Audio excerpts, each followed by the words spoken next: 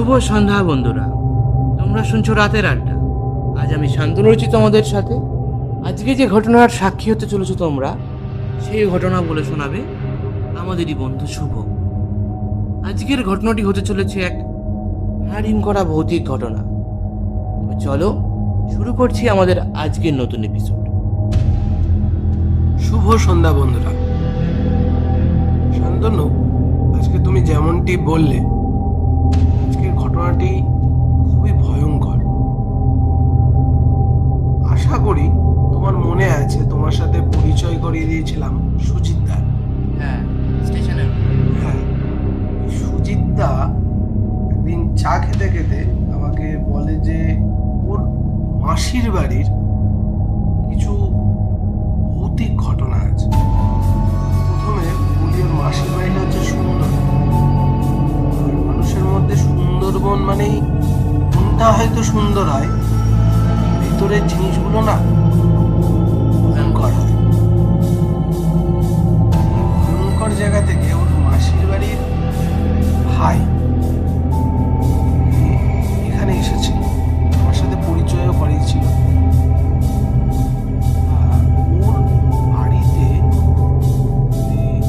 আশপাশটা না পুরো ফাঁকা, মানে গ্রাম অঞ্চল যেমন হয়, একটা বাড়ি এখানে, কিছুটা যাওয়ার পরে আর একটা বাড়ি। তখন একটা জিনিস আছে যে তুমি রাতের বেলা বাইরে কিছু ফেলতে পারো। ওদের কথা অনুযায়ী যে তুমি সারাদিন এদিক ওদিক ধরো কিছু খাচ্ছ, ফেলে দিলে, বা মহিলারা চুল আসাচ্ছে, তুমি ফেলে দিল, তুমি রাতের বেলাতে কিচ্ছু ফেলতে পারবে না। এটা ওদের ওখানকার নীতি।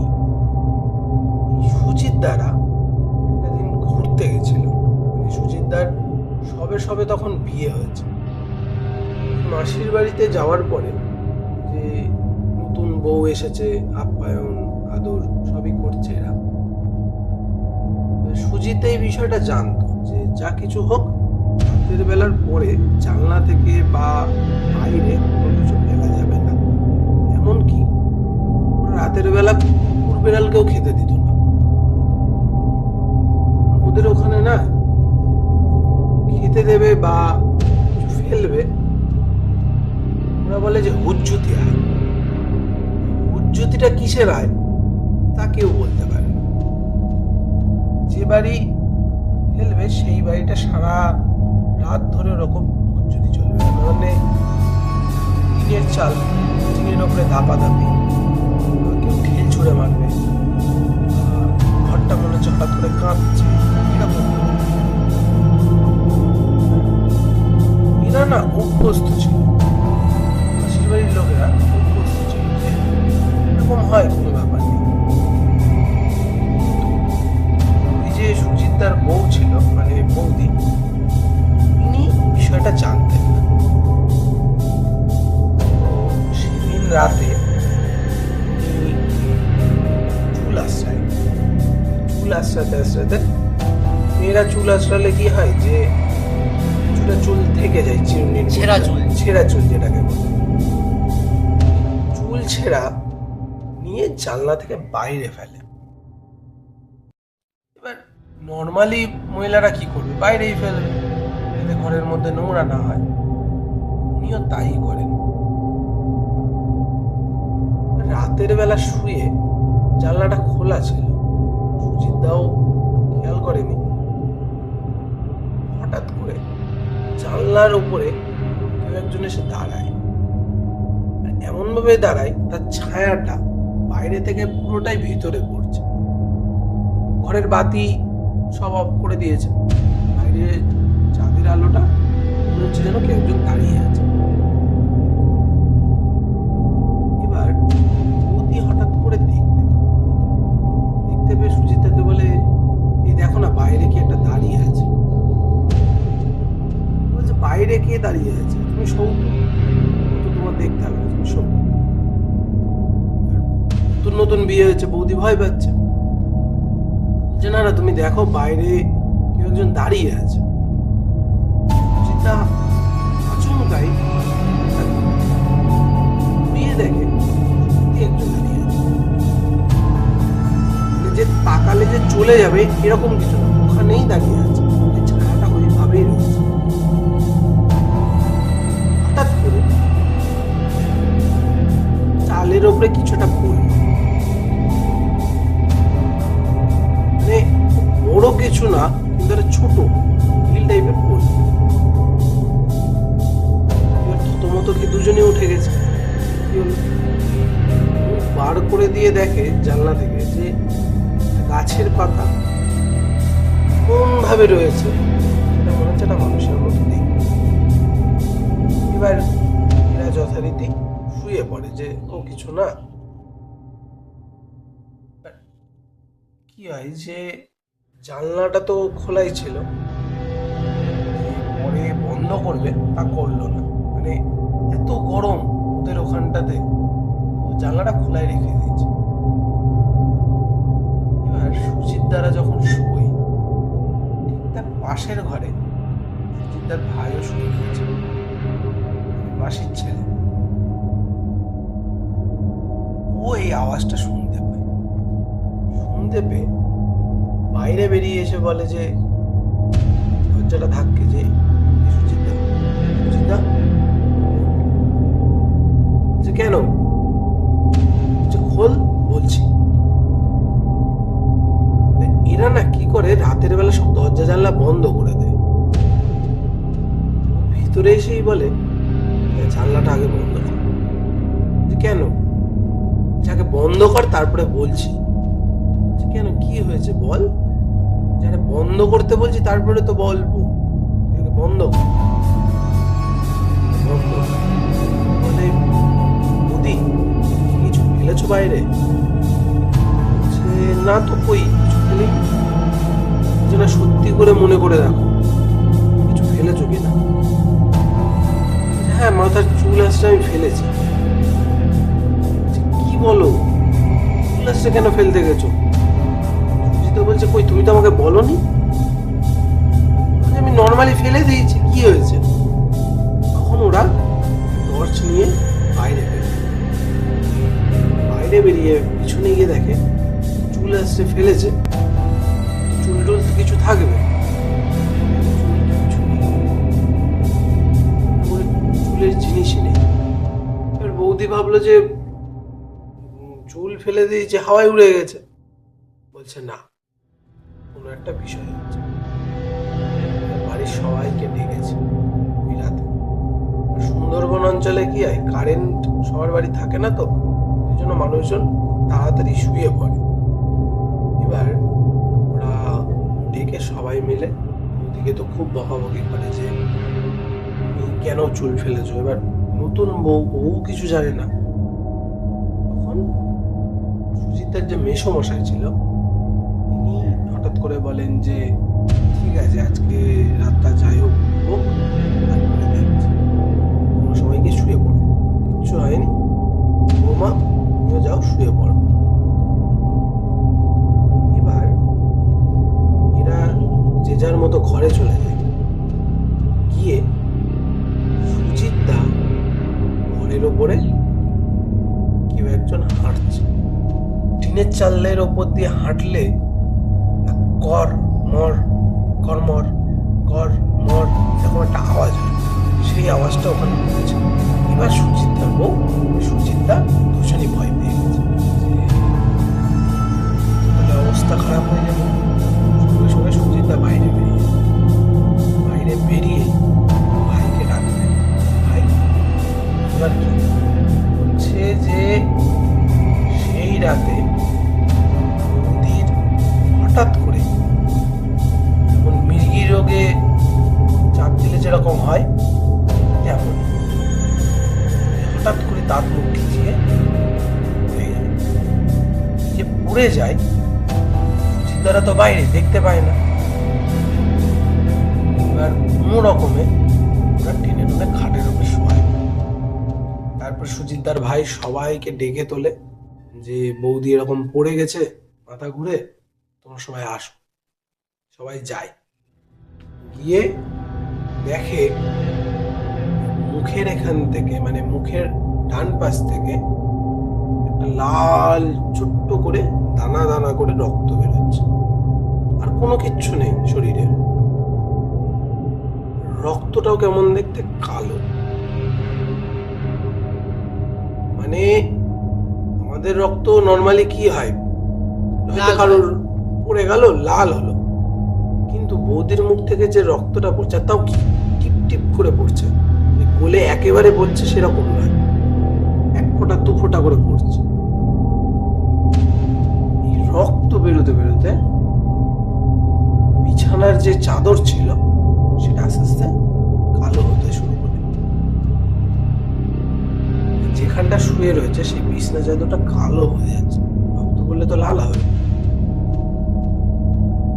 এবার সবাই ভয় পেয়ে যায় যে কি হচ্ছে, এরকম কেন হচ্ছে।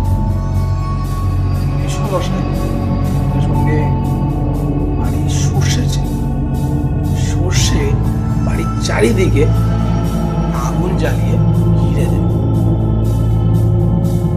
আর কোনো কিছু না, মানে হাতের সামনে সর্ষেটাকে পেয়েছে, একটা আগুন জ্বেলেছে, ভাইকে ডেকেছে, চারিদিকে ঘিরে দিয়েছে।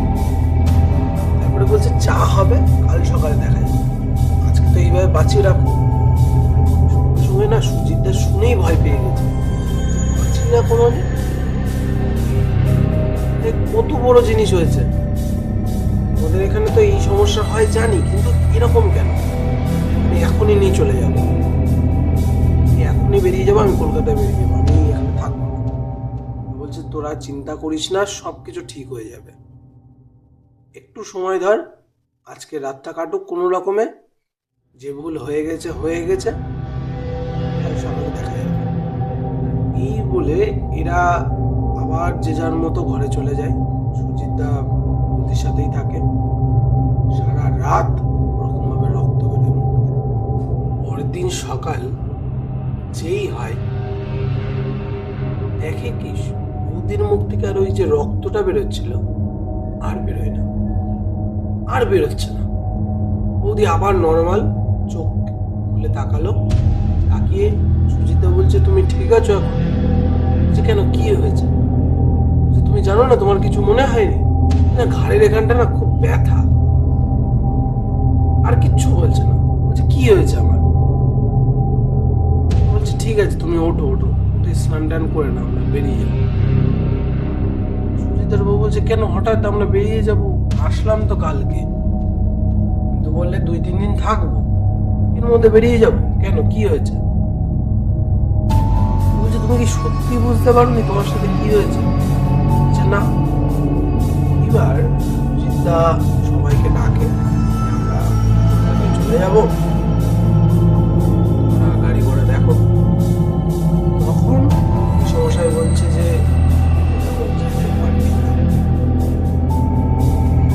যেখানে যেখানে বৌমাকে নিয়ে যাবি সেখানে সেখানে যাবে, এই জিনিস এই গ্রামে তোকে বৌমাকে নিয়েই যেতে হবে। যে ভুল করে ফেলেছে সে ভুল এখান থেকে ঠিক হবে, তো সারা জীবনেও হবে। সুজিতা বলে কি হয়েছে? যে মনে আছে তুই যখন ছোটবেলায় আসতিস তখন তোর পিসি কেমন করতো? বলছে হ্যাঁ পিসি কেমন একটা খিচিমিচি করতো, হ্যাঁ আমার বইয়ের মতনই তো পড়েছিল। বলছে হ্যাঁ তোর পিসিও সেম ভুলটাই করেছিল। প্রথম বিয়ের পরে ওদের ওখানে একটা রিচুয়াল আছে যে যেই আসুক না কেন, বিশেষ করে যারা নতুন বিয়ে হয়ে আসবে, তারা বাইরে রাতের বেলা কোনো রকম জিনিস ফেলা বা নেড়ে দেওয়া কিচ্ছু করতে পারবে না। মেয়েরা যে ভিতরের যে বস্ত্র থাকে সেগুলো তো অনেকে বাইরে মেলে দেয়, কিচ্ছু রাখতে পারবে না।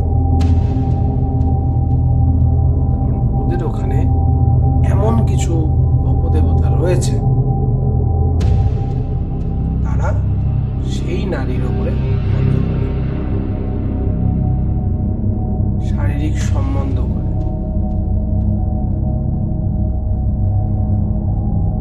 এই জিনিসের জন্য ওখানে ছেলে হোক মেয়ে হোক রাতের বেলাতে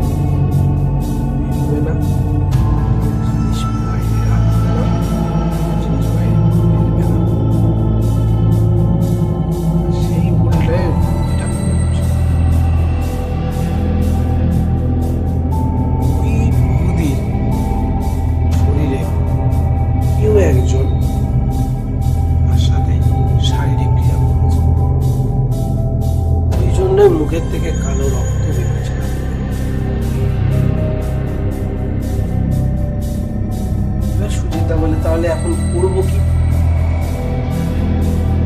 বলছে দাঁড়া, একটু বেলা হোক, আমি আর কজনকে ডাকি, গ্রামের যারা মোড়ল আছে তাদেরকে বলি বিষয়টা, তারপরে আমি দেখছি। কিন্তু খবরদার তুই কিন্তু বৌমাকে নিয়ে যাওয়ার কথা বলবি না। বৌমা কোথায়? বলছে তোমার বৌমা ঘরে। বলছে ঘরের থেকে তুলে স্নান টান করা, তোর মাসিও যাচ্ছে, স্নান টান করিয়ে তারপর ফ্রেশ হোক, তারপর দেখা যাবে। এবার উনি একটু বেলা হয়, সকালবেলা উঠে চাটা খেয়ে উনি বেরোয় পাড়ার লোকজনকে জানান। সবাইকে জানিয়ে সবাই মিলে তখন এই জিনিস হয়েছে। এবার গ্রামে কি হয়, একটা জিনিস হলো মানে পাঁচকানোতে মানে সময় লাগে না, সারা পাড়া ভোর জেনে গেছে যে সুজিত এসেছে, সুজিতের বউ এমন সমস্যায় পড়েছে। এবার সব জায়গাতেই না এরকম যে জিনিসগুলো হয়, সেইখানে না কবিরাজ, তান্ত্রিক, ঝাড়ফুঁক এগুলো থাকে। কারণ এই মানুষগুলো না জানে যে কোথায় কি হতে পারে। সেরকম তান্ত্রিক ওই মন্দিরে এসে সবাই মিলে বলে যে তাহলে চলো ওই তান্ত্রিকের কাছে যাই। তান্ত্রিক নর্মালি কিন্তু এইসব জিনিসের মধ্যে থেকে বেরিয়ে গিয়ে নিজের তন্ত্র সাধনার মধ্যে থাকে। এবার এরা তান্ত্রিকের কাছে যখন গেল, যাওয়ার সঙ্গে সঙ্গে তান্ত্রিক দেখেই বলে তোরা ওখানেই দাঁড়া, তোরা এইদিকে আসিস না। তান্ত্রিক না এদেরকে দেখেই বুঝতে পেরেছে যে এদের কিছু একটা সমস্যা হয়েছে। আর কি সমস্যা হয়েছে বলার সঙ্গে সঙ্গে এরা তো চুপচাপ দাঁড়িয়ে যায়। তো তান্ত্রিক বলে যে আমি মার পুজোটা দিয়েই আসছি, তারপরে তোদের সাথে কথা বলছি। তো তান্ত্রিক উঠে চলে যায় মার পুজো দিতে। মার পুজো দিয়ে বেরিয়ে বলে যার সাথে ঘটেছে তার স্বামী এদিকে আয়, আর কেউ আসবি না। স্বামীকে ডাকে, ডেকেই তান্ত্রিক বলে যে এক মুঠো মাটি ওই তোর পায়ের নিচ থেকে তুলে নিয়ে আসবি। সুজিতদা তেমনই করে, এক মুঠো মাটি তুলে নিয়ে মন্দিরের উপরে ওঠে। মার সামনে ওই মাটিটিকে রাখতে বলে, বলে তান্ত্রিক তার কিছু মন্ত্র ওই মাটির মধ্যে পাঠ করে বলে তোর বউ কাল রাতে বাইরে চুল ফেলেছিল না? বলছে হ্যাঁ। বলছে যে জিনিস তোর বউকে ধরেছে তাকে ছাড়ানো এত সহজ নয়। সে ওই গ্রামে আজ থেকে 25 বছর আগে থাকতে ছিল, এখনো আছে। ওকে আমি তাড়াতে হয়তো পারবো না, ওর জায়গা ওটাই। প্রতিটা মানুষ যখন আত্মহত্যা করে তাহলে তার পিছনে কিছু না কিছু কারণ থাকে। সেই জন্য এই লোক ছেড়ে আর যেতে পারে না, এখানেই থাকে।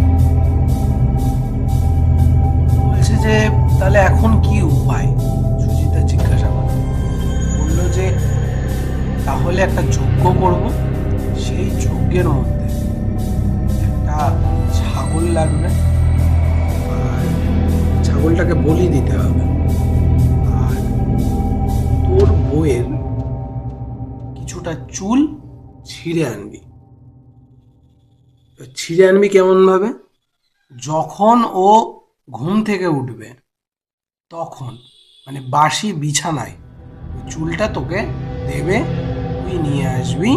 সেই দিন রাতের বেলা আমি যজ্ঞে বসবো। এবার বলছে তাহলে আমি কিভাবে এই রাতটাকে পার করব, আজকের রাতটাকে কিভাবে পার করব? বলছে ঠিক আছে, আমি তোকে কিছু তাবিজ দিচ্ছি, সেটা তোর বউয়ের হাতের মধ্যে বেঁধে রাখবি, যাতে আজকের রাতটুকু তার সাথে যেন সহবাস না করতে পারে। ওই আত্মাটা সেদিন রাতে ওদের সাথে সহবাস করেছে।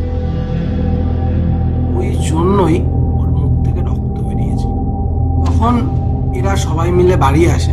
বাড়ি এসে জানানো হয় যে এই বিষয়, কিন্তু বৌদিকে কোনো কথাই বলা হয়নি। বৌদি ভয় পেয়ে যাবে। এবার যথারীতি স্নান টান করে এরা ওই বৌদির হাতে তাবিজটাকে বেঁধে দেয়। সেদিন রাতের বেলা আর কোনো কিচ্ছু হয়নি। এবার সকালে উঠে দাদা বলছে যে তুমি না খাটের ওপরে বসেই আমাকে তোমার চুল কিছুটা দাও। তাহলে চিরুনিটা দাও। চিরুনি না, হাত দিয়ে মাথা আসবে, যে কটা চুল আসবে আঙুলের মধ্যে যে কটা চুল আসবে সেই কটা চুল আমার। বলছে কেন, কি করবা? বলছে দেও না, অত কথা কেন বলছো? সঙ্গে সঙ্গে বৌদি আর কথা না বাড়িয়ে চুল আসবে, কিছুটা চুল হাতে দেয়।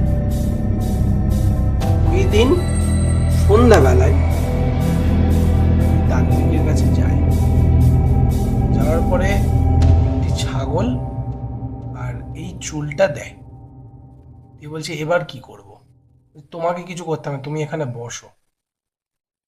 তুমি যেহেতু ওর স্বামী, তোমাদের সবে সবে বিয়ে হয়েছে, ওই জন্যই তোমাকে দরকার, তুমি বসো। তখন দাদা ওই যজ্ঞের সামনে বসে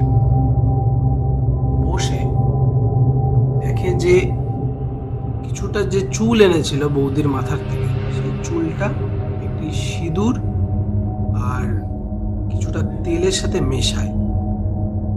মিশিয়ে একটা মাটির সরার উপরে রেখে বলে যে আমি যজ্ঞ করছি, এই যজ্ঞে যদি সম্পূর্ণ হয় তাহলে এই যে আমার হাতে থাকা সরার মধ্যে যে চুল, এই চুল আগুন ধরে যাবে। যদি আগুন ধরে যায়, ছাই হয়ে যায়, তাহলে বুঝতে হবে যে তোর বউ সম্পূর্ণভাবে মুক্ত হয়েছে।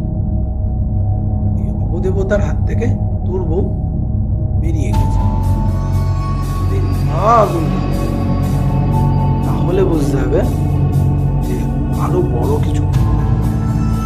এবার বলে তাহলে এই ছাগল কি হবে? যে সব কিছু যদি ভালোভাবে সম্পূর্ণ হয়ে যায় তাহলে মার সামনে ছাগলকে বলে দেবে। তখন বলে তাহলে ঠিক আছে, আর কি লাগবে? বলছে তুমি এখানে চুপচাপ বসো, তোমাকে লাগবে। বলছে ঠিক আছে। তো দাদা ওখানেই বসে।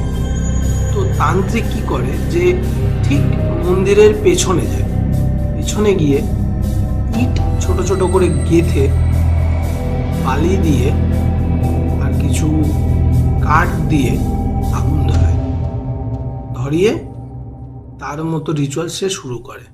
এবার এই যে আগুন ধরাতে সুজিতদা দেখে যে দূরে কেউ একজন দাঁড়িয়ে আছে, যেমন আগের দিনের ছায়াটা দেখেছিল সেই রকম। সুজিতদার দিকে এক দৃষ্টিতে তাকিয়ে থাকে। সুজিতদা উঠে ওই মন্দিরের পেছন দিকটাতে যায়। নর্মালি কি হয়, যজ্ঞ টজ্ঞ করলে ঠাকুরের সামনে করে, কিন্তু এই যজ্ঞটা সম্পূর্ণটা মন্দিরের পেছনে গিয়ে করছে। তান্ত্রিকের যে মত, সে অনুযায়ী এই জিনিস মার সামনে দেখানোর জিনিস নয়, মার পেছনে যেসব শক্তি তাদের উদ্দেশ্যে করা। এবার যজ্ঞ হওয়ার পরে যজ্ঞের যখন আহুতি লাগে, আমরা সবাই জানি সে আহুতিতে কি দিতে হবে। যে স্বামী থাকবে সেই স্বামীর রক্ত, মানে সুজিতদার গায়ের রক্ত আহুতি দিতে হবে। আহুতি দিলে তখন সরার মধ্যে থাকা চুলটা জ্বলবে। যদি না জ্বলে তার কোনো রকম কাজ করতে হবে। এবার যজ্ঞ কিছুটা চলার পরে তান্ত্রিক সুজিতদাকে ডেকে বলে এই যে ছুরি, এই ছুরিটা নিয়ে তোমার হাত কেটে এখানটাতে দাও। যে রক্তগুলো পড়বে এটাই হলো এই যজ্ঞের আহুতি।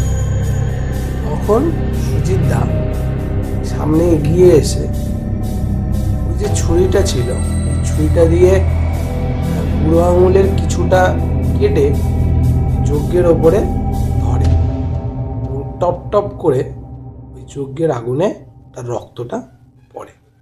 ঠিক এই মিনিট দুয়ের মধ্যে হঠাৎ করে ওই সরাটার মধ্যে বৌদির চুল, সর্ষের তেল এবং সিঁদুর লাগানো ছিল, সেটা হঠাৎ করে জ্বলে ওঠে। জ্বলতে জ্বলতে তান্ত্রিক এই ছাইটাই দেখতে চাইছিল।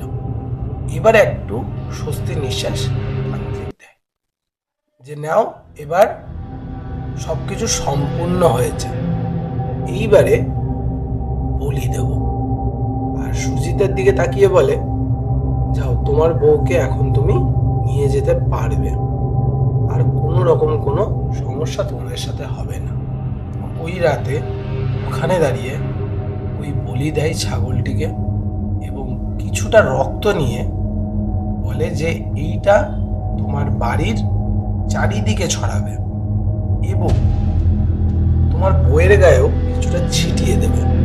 তখন সুজিতদা ওই রাতের বেলাতেই ওই সরাই করে, মানে যে সরাটার মধ্যে ছাই হয়ে গেছিল, সেই সরাটার মধ্যেই ওই ছাগলের কিছুটা বলি দেওয়া রক্ত নিয়ে ভালো করে মিশিয়ে বাড়ির চারিদিকে ছড়ায় এবং বৌদির গায়েও কিছুটা ছিটিয়ে পরের দিন সকালেই সুজিতদা বৌদিকে নিয়ে বাড়ি চলে আসে।